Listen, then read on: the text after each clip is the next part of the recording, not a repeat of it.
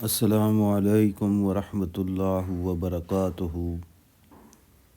القہار جل جلالہ اپنی مخلوق پر قابل غلبہ اور اختیار رکھنے والا، ایسا غالب کہ اس کی قدرت کے سامنے سب عاجز و مغلوب ہیں، اور دنیا بھر کے فرعون اور نمرود صفت نافرمانوں پر اس کے قہر و غضب کی بجلیاں جب برستی ہیں تو پھر نیست و نابود ہونے سے انہیں کوئی نہیں بچا سکتا۔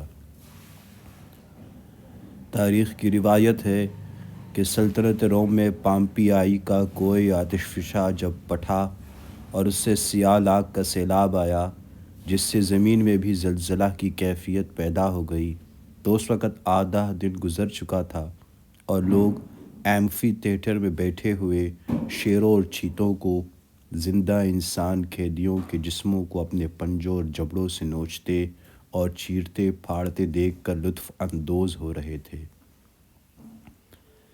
اس بربریت، سفاکی اور ظالمانہ کھیل کی عین مشغولیت کے وقت زمین میں زلزلہ آیا اور پہاڑ سے آگ برسنا شروع ہوئی۔ کچھ لوگ جہاں بیٹھے ہوئے تھے وہیں جل کر بھسم ہو گئے، کچھ باہر نکلے تو اندھیرے میں جسم سے جسم اور سر سے سر ٹکراتے ہوئے مر گئے۔ بہت تھوڑے تھے جنہوں نے کشتیوں اور جہازوں میں بھاگ بھاگ کر جان بچائی۔ پورا شہر آگ اور زلزلے سے اس طرح تباہ ہوا کہ 1800 برس تک دنیا کے نقشے سے غائب ہو گیا۔ 19ویں صدی کے وسط میں پتہ چلا کہ شہر معدوم نہیں ہوا ہے بلکہ صرف گرد و خاکستر کی طوفان میں دبا ہوا ہے۔ کھدائی شروع ہوئی اور برسوں کے بعد شہر عبرت کا سبق دیتا ہوا اسی طرح جوں کا توں نکل آیا۔ بحوالہ انسانی دنیا پر مسلمانوں کے عروج و زوال کا اثر، سید ابو الحسن علی ندوی رحمۃ اللہ علیہ۔ قاہر باللہ سے القہار کا انتقام۔ مقتدر باللہ کے بعد ان کے بھائی ابو منصور محمد ابن معتضد باللہ تخت نشین ہوئے۔ جب انہیں خلیفہ بنایا گیا تو انہوں نے اپنے بھتیجے مکتفی باللہ کو ایک ایسے گھر میں بند کر دیا جسے اینٹوں اور گچ سے بند کر دیا گیا تھا۔ چنانچہ مکتفی اسی حالت میں انتقال کر گیا۔ قاہر نے مقتدر کی ماں سیدہ کو بھی گرفتار کرا لیا اور ان سے اتنا زیادہ فدیہ کا مطالبہ کیا جو ان کی طاقت و سکت سے زیادہ تھا۔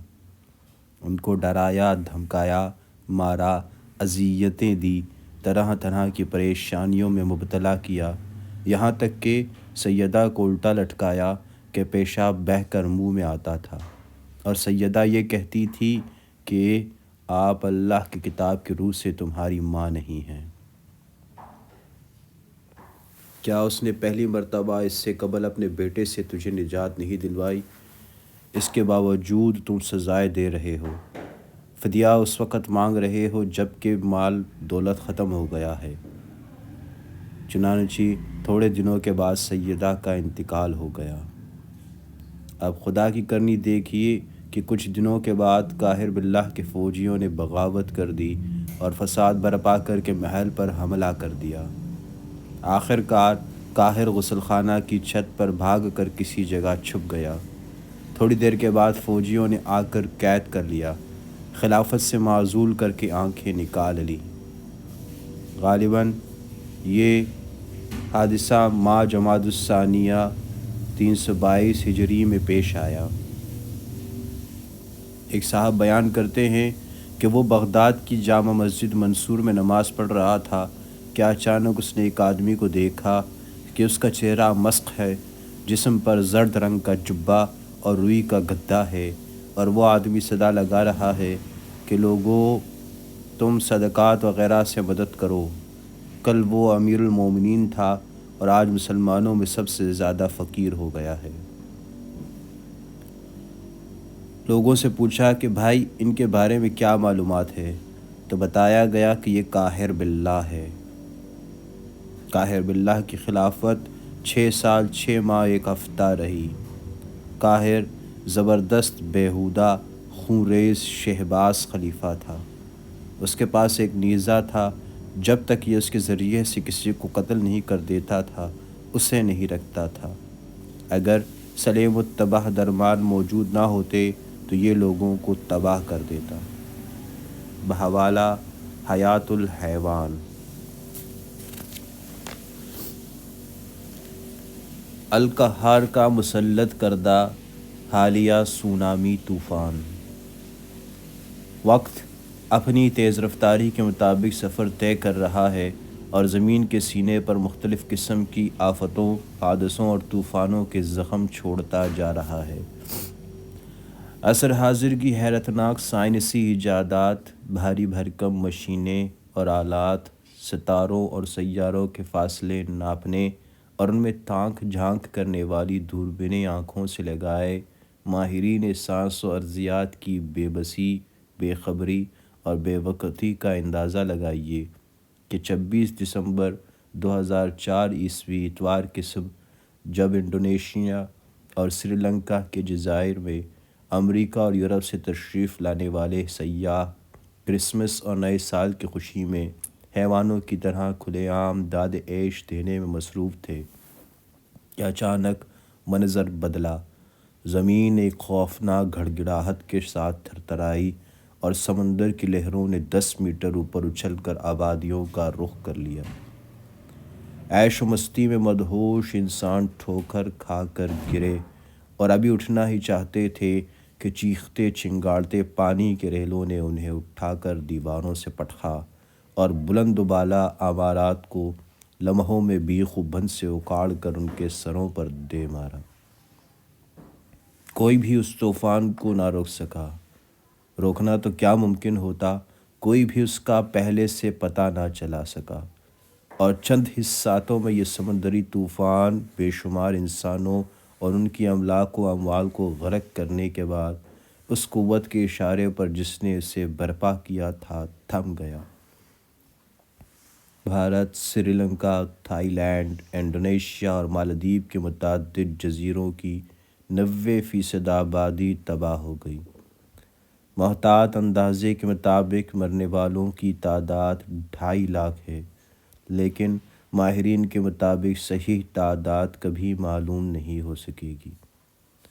زخمیوں کی تعداد 5 لاکھ بتائی جاتی تھی، جبکہ لاکھوں آدمی لاپتہ اور 10 لاکھ افراد بے گھر ہو گئے تھے۔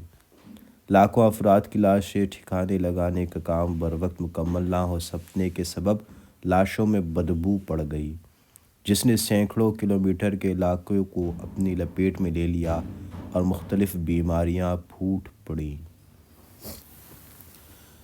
2 صدیوں میں تاریخ کا یہ چوتھا بڑا اور خطرناک زلزلہ تھا، جس کی شدت 9000 ایٹم بموں کے برابر بتائی جاتی ہے۔ اس قیامت خیز بھیانک طوفان نے جنوب مشرقی ایشیا کے بعض ممالک کا جغرافیہ ہی بدل دیا۔ انڈونیشیا کے جزیرہ سماٹرا اور دوسرے جزائر 20 میٹر تک اپنی جگہوں سے ہل گئے، جبکہ بھارت کے جزیرے انڈمان، کالا پانی اور نکوبار نے بھی اپنی جگہیں بدل لیں۔ سائنسی معلومات کے مطابق زمین کی گہرائی 46,000 کلومیٹر ہے، جبکہ اس کی بیرونی جھلی 100 کلومیٹر اور دوسری جھلی 700 کلومیٹر گہری ہے۔ دونوں جھلیوں میں بڑی بڑی پلیٹیں ہوتی ہیں۔ ان پلیٹوں کے آگے پیچھے ہونے کی وجہ سے زلزلے برپا ہوتے ہیں۔ سوال یہ پیدا ہوتا ہے کہ آخر ان پلیٹوں کو آگے پیچھے کرنے میں کون سی قوت کار فرما ہے اور وہ ایسا کیوں کرتی ہے؟ قرآن و سنت کی تعلیمات سے واضح ہوتا ہے کہ جب دنیا میں اللہ کی نافرمانی عام ہو جائے، عدل و انصاف ختم اور ظلم حد سے بڑھ جائے، قتل و غارت گری کا بازار گرم ہو اور یعنی اور فحاشی اس قدر عام ہو کہ انسانوں اور حیوانوں میں فرق نہ رہے، بے حیائی کو فیشن کا نام دے دیا جائے اور دین کا مذاق اڑایا جائے، تب زمین گناہوں کا بوجھ اٹھانے سے عاجز آ جاتی ہے اور اللہ اس کی تطہیر کا فیصلہ فرما لیتے ہیں۔ پھر کبھی زلزلے آتے ہیں، کبھی تیز آندھیاں چلتی ہیں، کبھی آتش فشاں پھٹتے ہیں، کبھی تیز بارشیں اور ژالہ باری ہوتی ہے، کبھی آسمانی بجلی گرتی ہے اور کبھی سونامی جیسے طوفان لاکھوں زندگیوں کو پل بھر میں ملیا میٹ کر دیتے ہیں۔ ایک صدی قبل انڈونیشیا کے جزیرے کراکاٹو میں آتش فشاں کے پھٹنے سے دنیا کا بہت بڑا زلزلہ برپا ہوا، جس کی شدت اتنی زیادہ تھی کہ 516 کلومیٹر تک پورا جزیرہ پلک جھپکتے ہی نیست و نابود ہو گیا۔ زمین اپنے محور پر تھر تھرا گئی، جس کی وجہ سے سمندری طوفان میں کئی جہاز ڈوب گئے۔ اسی طرح ایک سال پہلے اسی تاریخ یعنی 26 دسمبر 2003 کو ایران میں شدید زلزلہ آنے سے 32,000 افراد ہلاک ہو گئے تھے۔ ان خوفناک طوفانوں کی آمد بھولے بھٹکے گمگشائے راہ انسانوں اور بالخصوص بے عمل اور بدعمل مسلمانوں کے لیے باعث عبرت ہے۔ یہ چیزیں اللہ کی طرف سے باعث رحمت نہیں ہوتیں، بلکہ ایسے واقعات اللہ کی ان نشانیوں کو یاد دلاتے ہیں جن کا ذکر قرآن مجید میں آتا ہے۔ جہاں ہزاروں سال قبل برپا ہوتے والے طوفان نوح کا واقعہ ہمیں درس عبرت دیتا ہے، وہاں عصر حاضر کے ایسے واقعات بھی ہمارے لیے باعث عبرت و اصلاح اور حضور صلی اللہ علیہ وسلم کے ارشادات کے مطابق علامات قیامت میں سے ہیں، اور پھر قیامت کا زلزلہ ان سب سے خوفناک ہے۔ سورہ حج کی آیہ 1-2 کا ترجمہ ہے کہ اے انسانوں، اپنے رب سے ڈرو، بے شک قیامت کا زلزلہ بہت بڑی چیز ہے۔ جب سور پھونکا جائے گا تو نظام فلکی کے یہ تمام سیارے جو اپنے مدار میں گردش کر رہے ہیں، ان کی کشش ثقل ختم ہو جائے گی اور یہ آپس میں ٹکرا جائیں گے، جن کی وجہ سے زمین پھٹ جائے گی اور پہاڑ ریزہ ریزہ ہو جائیں گے۔ تب خوف و ہراس اور ہیبت و دہشت کا یہ عالم ہوگا کہ ہر دودھ پلانے والی اپنے شیرخوار لخت جگر کو بھول جائے گی اور ہر حاملہ اپنا حمل گرا دے گی۔ لوگ کسی نشے میں مدہوش حواس باختہ چکراتے دکھائی دیں گے، حالانکہ وہ کسی نشے میں مبتلا نہیں ہوں گے، فقط قیامت کے حادثے نے انہیں حواس باختہ کر دیا ہوگا۔ آج صلیبی دنیا نے سائنس اور ٹیکنالوجی پر مہارت تامہ کے نقشے میں دنیا بھر کو اپنی ثقافتی یلغار کا نشانہ بنایا ہوا ہے۔ گورے انگریز اپنے تہوار منانے کے لیے ڈالروں کی بوریاں بھر کر مختلف تفریحی مقامات اور سمندری جزائر پر تفرج اور تعیش کے لیے نکلتے ہیں، تو اسلامی دنیا کے کالے انگریز زر مبادلہ کمانے کے لالچ میں ان کے لیے اپنی باہیں پھیلا دیتے ہیں۔ پھر جو کچھ ہوتا ہے اس پر زمین کانپتی اور آسمان روتا ہے۔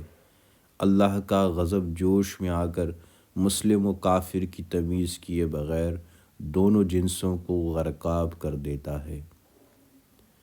بحیرہ ہند میں برپا ہونے والے زلزلے اور طوفان پر بھارت کے سینئر صحافی اور روزنامہ خبریں کے کالم نگار جناب ظفر آغا تبصرہ کرتے ہیں کہ سونامی کا قہر ایک قیامت برپا کر کے جا چکا، اب حضرت انسان پھر سے اپنی تمام تر قوت اکٹھی کر رہا ہے کہ پھر کچھ قدرت حاصل کر لے۔ بھارت ہو یا انڈونیشیا، ملائیشیا ہو یا سری لنکا، جہاں جہاں سونامی لہریں پہنچی وہاں اب دنیا بھر سے امداد پہنچ رہی ہے، لیکن قدرت کے جس قہر نے منٹوں میں جو کچھ بگاڑا تھا وہ برسوں میں بھی نہ بن پائے گا۔ آخر وہ زندگیاں جو غرق آب ہو گئیں، اب ان کو کون واپس لائے گا؟ وہ گھر جو پانی میں بہہ گئے، سرکاری امداد بھلے ہی ان گھروں کو پھر سے کھڑا کر دے، لیکن اب ان گھروں میں وہ خوشی کبھی نہ لوٹے گی جو سونامی سے پہلے ہی ان گھروں میں کھلکھلاتی تھی۔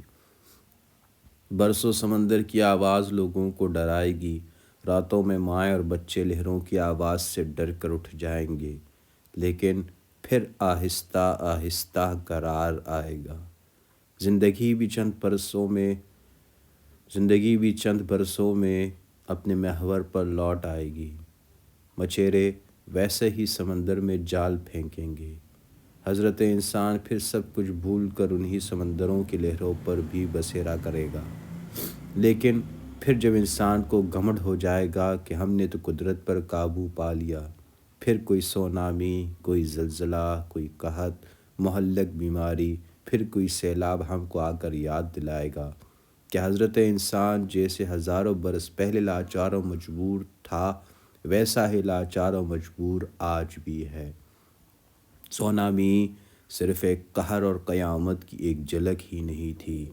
سونامی تو یہ سندیسہ بھی لایا تھا کہ انسان نظام قدرت پر کتنی ہی کمند کیوں نہ ڈال لے، وہ کبھی نظام قدرت پر قادر نہیں ہو سکتا۔ بحوالہ روزنامہ خبریں، 7 جنوری 2005 عیسوی۔